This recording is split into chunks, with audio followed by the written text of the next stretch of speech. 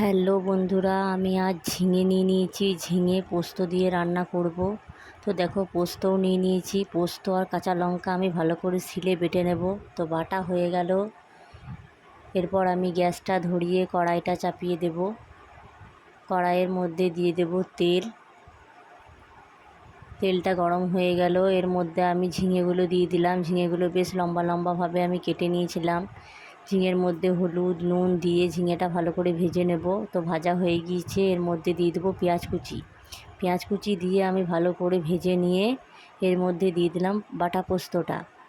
তো এটাও ভালো করে একটু হালকা ভেজে নিয়ে এর মধ্যে আমি দিয়ে দেবো পানি।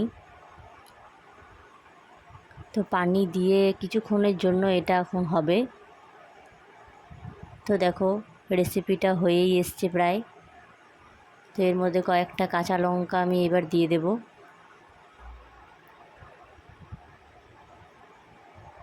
তো দেখো, রেসিপিটা তৈরি হয়ে গিয়েছে। কেমন লাগলো কমেন্ট করে জানাবে।